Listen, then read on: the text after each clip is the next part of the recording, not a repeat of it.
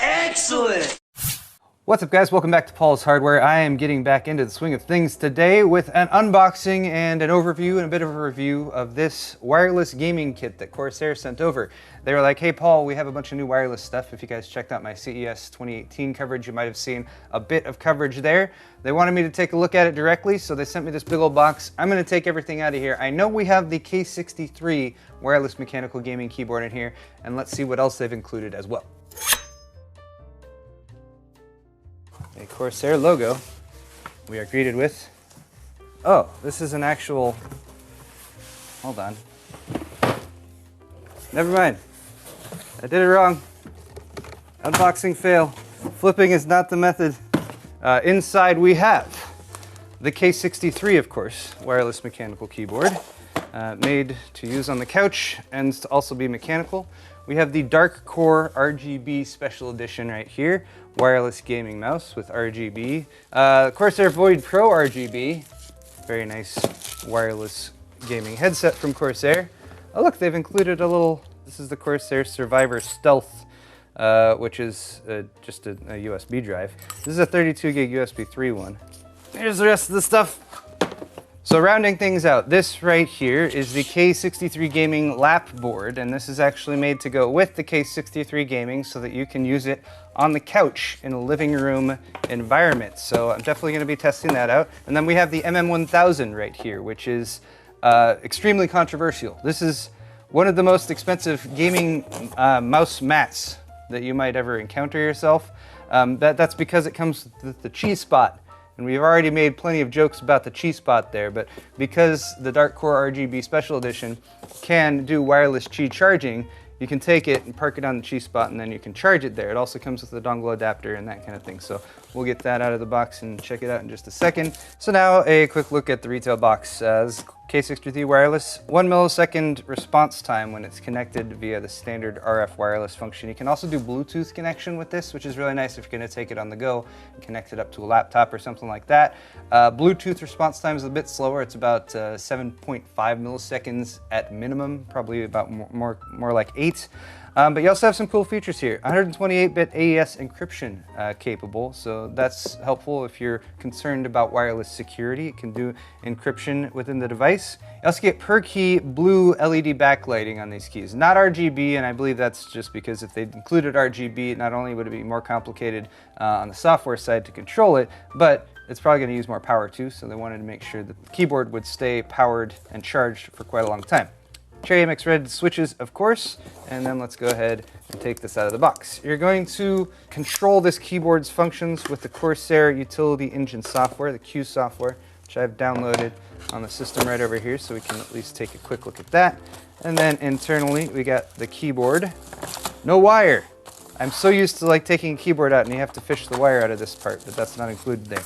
A manual, a USB cable, a little clip, that's an adapter, so you can use the USB cable as an extension if you want to. You get a wrist rest. Here's the Wi-Fi adapter as well. All right, wrist rest goes on like so. It's got a bit of rubberized texture on it for your wrists. And then because this is capable of connecting in multiple different ways, you of course have the USB cable that's included there as well. Now here on the back you actually have an on-off switch, and then there's a USB port that's actually a mini USB connector. If I was going to begin critiquing this, that would be my first area of critique. These connectors are not that durable. So, but you're only going to need to plug it in while charging. So I guess maybe or maybe not, it's a good choice, but I would have preferred USB Type-C. But you do get a decent length of USB cable there, and there's an adapter that you can plug into the end of it, so you can use that to actually reposition your USB receiver. So if you want, you can take that and position it somewhere in your living room or living space if you're using this on an HTPC where it gets better reception, for example. Or if you have your HTPC tucked away, plug that in right there. Or of course, unplug that little thing and then just plug that directly into the keyboard in order to charge it up. The keyboard itself is a pretty standard QWERTY layout. It is 10 keyless, and again, less keys means it's a little bit more portable. If you're going to take a wireless keyboard on the go, portability is a factor. And then of course, without those extra keys there, it means you don't need lights for those keys, which means it's going to hopefully improve battery life, having that not there versus there. Now, I brilliantly deduced that without the power switch switched on, the keyboard won't function. That kind of makes sense, actually. So if you have the power switch off and the keyboard plugged in, it will charge, and the little power indicator light here will indicate that. But if you want to use it plugged in, turn it on. Once it's on, you can see the lights light up, and that's nice and pretty. This is off, that is 33%, and that is 66%. They can go brighter than that. Actually, it can go up to 100%, but by default, in order to conserve battery life, Corsair has kept this at a 66% max brightness. You can go into the Corsair Utility Engine software and adjust that to get 100% brightness if that's your thing. Now, if you have it at 0% brightness like this, you'll get about 75 hours of battery life on a full charge. 33% brightness, you get about 25 hours, and 66% brightness, you get about 15 hours. If you do crank it all the way up to 100, you'll get about 10 hours of battery life. Even at 100% brightness, that's still a decent amount of battery life for most play sessions. Of course, you probably want to plug it in and charge it after that. Beyond that, you got some media control keys up here in the top left, as well as the top right, forward, back, stop, all that good stuff. Volume up and down, as well as a mute button. You don't get the roller here like you do with some of the other high-end Corsair keyboards, so that is a trade-off there. And then of course Cherry MX switches, so if you pull off the escape key here, you can see the red Cherry MX switch there. They're going to have this in red out of the gate, and then based on feedback from customers and if people want them, they may also include other types of Cherry switches as well. You have some additional functions you can access via a function key down there, so home and an application switch and zoom up here. You also have wireless enable or disable right here, so the 2.4 gigahertz wireless mode you can access right there, or Bluetooth mode you can turn on and off. Also, there is a PC sleep function that's available there as well. The wireless LED indicator is up here, and it will function in different modes. If it's white and solid, that means it's connected and everything's okay. It'll be blue and solid if it's connected via Bluetooth. The light will also blink if it's having any problems with connectivity, and there's some troubleshooting steps you can take in the manual to deal with that. Also just discovered in the manual, you can use function plus F11 to give yourself an immediate indication of the current battery level. So right now, it's just flashing green because I'm plugged in via USB power. So if I were to unplug that, we can see these immediately turn to white. It's flashing whites on the Wi-Fi connectivity because it's not connected to anything. White on the actual power indicator here indicates that it's medium to full charge. I'm going to set this aside and leave it to continue charging. We'll go ahead and open up the rest of the stuff. I'm going to not open the Void Pro right now because that's been out for a little bit and I've already got one. So here's the Dark Core RGB Special Edition mouse. Let's take a quick look at this one. So here's a look at everything in the box with the Dark Core RGB. A couple manuals here for how to use it. And then we also have a USB cable once again. Micro USB. I'd love to see some USB-C on these. These came with the same wireless adapter as well as the little adapter for the cable, so you can plug it in directly if you want to. But you can pop this little finger rest here and add this one on. So if you like a pinky rest, or a index finger rest, whatever you want to set there. Now this is wireless, just like the K63, of course, and it will need its own little dongle in order to connect. So you are going to be able to connect both of these at the same time, but you'll have to eat up 2 of your USB ports, which is pretty normal for connecting up a couple of peripherals. But over here, again, just like the K63, we can switch back and forth between 2.4 gigahertz wireless mode and Bluetooth wireless mode via a switch down here. Then, of course, just an on-off switch so you can turn the mouse itself on or off. You can now also plug in the micro USB cable right here up front, and that will allow you to use this in wired mode. So again, just like the K63, they're making sure you can use this wirelessly, but if you want to plug it in, if you're low on battery, you can do that and keep playing, and you won't have to wait for it to charge or that sort of thing. Beyond that, this is a relatively new design, I would say, from Corsair when it comes to their mice. It's something that we haven't seen exactly before. Of course, when it comes to mice, there's not a whole lot of differences that you can make from one to the other, but up here you got left and right click, you got forward and back that's up here for your thumb. You also have a DPI switcher, rolling mouse wheel, and then over here you have sort of a unique little thumb pad as well as a directional pad that's on the side. So you can click in the middle or you can click on the sides of that pad as well to go forward or back with your thumb, which can be useful. It's also got a bit of textured grip right here for the palm rest, as well as a little bit down here where your thumb would rest. So that's nice to have as well. Just anecdotally putting it in my hand right now for the first time. Feels pretty comfy. Now, if you're wondering what makes that Dark Core a special edition, it is because it has the Qi charging that's integrated as well. According to Corsair even, with the Qi spot on here, it charges just as fast as it does when it's plugged in. So that I thought was pretty interesting. Granted, you need a specific spot on the mouse pad in order to charge it, but the fact that they're able to get that quickness of charging is pretty impressive. Anyway, that's everything that comes in this box. All right, so there's your everything that comes with the MM1000. Three guides. I don't know why you need more documentation for this than otherwise, but you get a decently long braided cable with 2 plugs on the end, a USB 2 and a USB 3 it looks like, because why not? Let me peel this plastic off real quick at the top. So guys, I've spent a few minutes just messing around with this to see if I can make sure everything's working functionally. The mouse appears to be behaving. When we first plugged it in via the USB, it wasn't working, but after installing the Corsair Utility Engine software, it does appear to be working. So I've got it set up in wireless mode right now, and I've also installed the Corsair Utility Engine software over here so we can at least give you a quick initial rundown of sort of how it works. Also got the MM1000 up and running here too. When I initially plugged this in, I also thought it didn't work, but that was because it only really lights up and does anything when you're using it. So the Qi charger right here, you might be able to tell is lit up green. That's because it's not charging anything, but it's detected there. And when you actually put a Qi charging device there, such as the mouse, it will detect it, start flashing green, and that will let you know that your device is charging. The mouse will light up white by default and flash every so often while it's charging as well.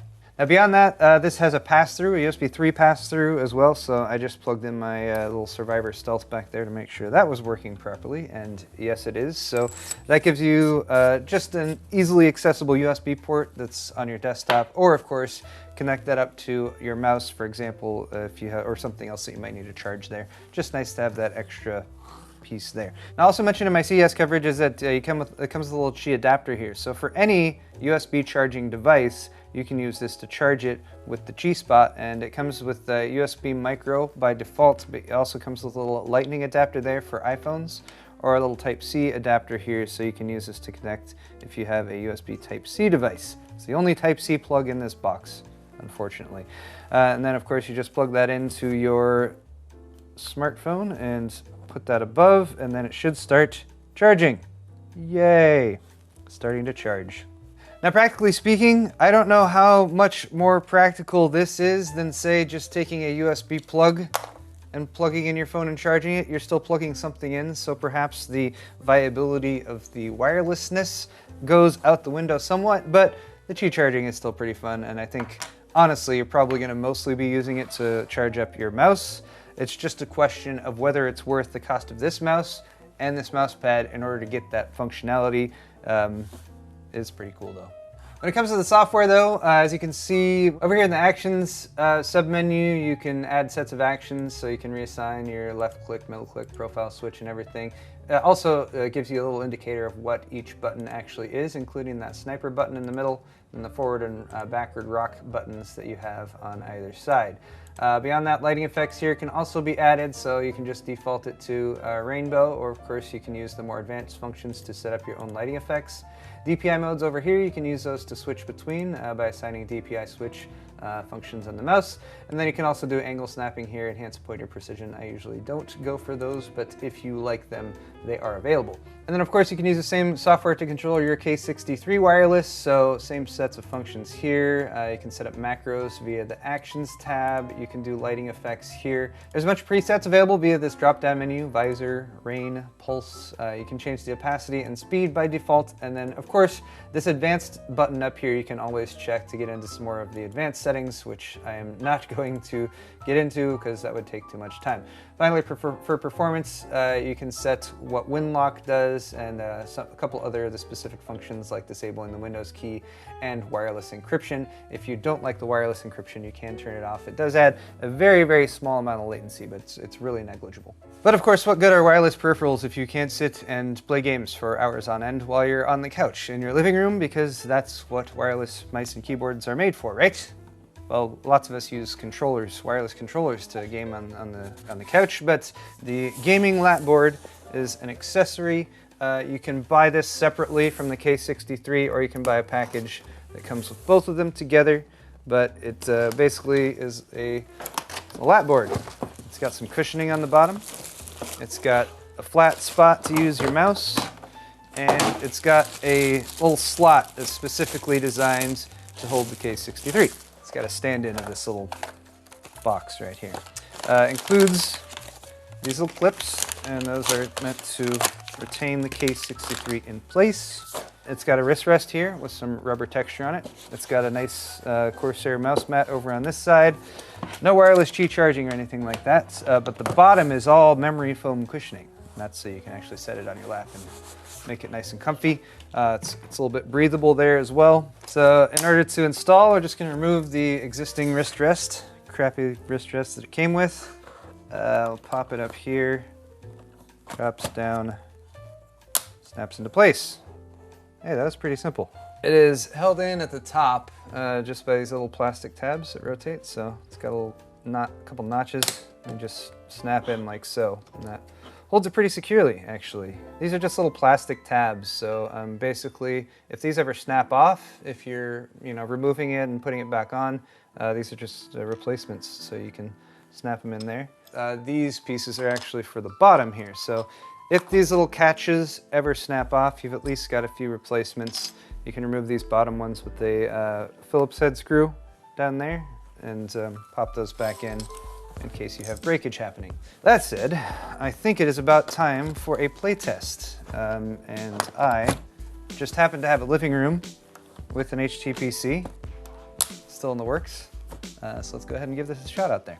All right, guys, so I've been doing a bit of play testing with this setup out here in the living room, and I will say it's pretty functional. It's doing a pretty good job. Most of the time, if I'm gonna play video games in the living room, I'm gonna use something like this Xbox 360 controller, just because it's a little bit more conducive to the living room gameplay experience. It's a bit more reminiscent of your console gaming. And this does the job for a decent amount of games. I've been playing Final Fantasy X out here for the past couple weeks. It does a good job, but it's not like universal. There's lots of games that are designed to be played with a mouse and keyboard. So the first game I tried out was Doom. Doom was actually designed to be played with a mouse and keyboard, not a controller. So that's a great example of a game that you really would need a setup similar to this in order to play with. Now, I will say that while the response time just anecdotally seems to be pretty fast, there's a tiny bit of delay, and I mainly noticed this when I first actually got the mouse connected and just moving the mouse around in the operating system a little bit. It's just a tiny bit of delay, and it gives you that slight floatiness feeling. But once I actually got into Doom, I actually found that that kind of went away, just because the fluidity of the gameplay sort of took over a little bit more. Moving around just seemed a little bit more natural. Now granted, you're not going to have quite as precise of aiming as you would with the typical desktop setup where you have a wired mouse that has no latency when it comes to response time or that kind of thing, but it got the job done, and I got through a couple levels, and it's definitely easily passable, and probably wouldn't even notice that delay if you're more used to playing in a living room environment or with wireless peripherals. It's only the comparison to the direct connected wired peripherals like you'd have on a desktop PC that you're really seeing any sort of fallback. Now compare that to the next game I pulled up, which was Civ 6. And this is one of my favorite games, and definitely a game that you could easily play in the living room because it's turn-based, it's not quite as fast-paced, and you don't necessarily need to be as accurate with your mouse as you're moving it around in order to point on things and click on things. It's not quite like aiming to get a headshot in an FPS game. So here I just loaded up a quick game, was playing as China, and again, just one of those experiences where it's different but pleasant when it comes to playing out in the living room on a big 4K 65-inch TV as compared to sitting at a desk. And whereas both sides definitely have their advantages, it's really nice to be able to just sit down in the living room and play on the HTPC. Speaking of the HTPC, yes, I will still be working on that and bring you guys more updates on that very soon. Now I will say, as far as being comfortable, because that's obviously a big feature of like the lap board aspect, it sits comfortably on the knees, and I would imagine you'd be able to play here for a while. Not quite as long as like sitting at a desktop, because I think ergonomics start to slide a little bit, like if you're gonna lean back and play like this or that kind of thing. It's functional, but you're probably gonna start to introduce a little bit more wrist strain because of the angles you're at and that kind of thing. But so you probably wouldn't be able to play for quite as long as of a gaming session as you would at a desk where you have a little bit better ergonomics, where you're sitting up straight with your arms at the right angles and everything there. But it's comfortable enough, and definitely the combination of the K63, the lab board, and the Dark Core SE makes a great solution for giving you that premium gaming feel, like with the mechanical keyboard and like a nicer gaming mouse. As compared to, say, other solutions like, I don't know, does this count? All that said, my first impressions are good. This is definitely a very viable solution for gaming in the living room, so thumbs up. All right, guys, that is going to wrap it up for this video on Corsair's new set of wireless gaming peripherals. The K63 wireless mechanical keyboard with Cherry MX Red switches, the lap board add-on accessory for that, of course, for gaming in the living room. We've got the Dark Core Special Edition RGB wireless gaming mouse with Qi charging, and of course the MM1000 wireless Qi charging mouse pad, which also has a USB pass-through, which is kind of nice. Corsair has been making peripherals for quite a while now, and they do a very good job at them, so I think taking their expertise and dumping it into products like these has led to some pretty compelling products. They do tend to be a little bit more expensive though when it comes to that wireless functionality, so it really depends on whether you really want that, really need that in order to enhance your gaming experience, whether you're gaming on a desktop or gaming in the living room. I think Corsair's done a good job, and I'm going to leave it up to you guys to decide whether or not the price lives up to the product quality when it comes to these specific products. I would be interested to see a little bit more direct testing with like a high-speed camera of the response time from both the mouse and the keyboard, but hopefully Gamers Nexus might handle something like that soon. For now though, thank you guys so much for watching this video. Hit the thumbs up button, of course, if you enjoyed it, and links to these products is down in the video's description below. And of course, leave me a comment if you enjoyed. Thanks again for watching, and we'll see you next time.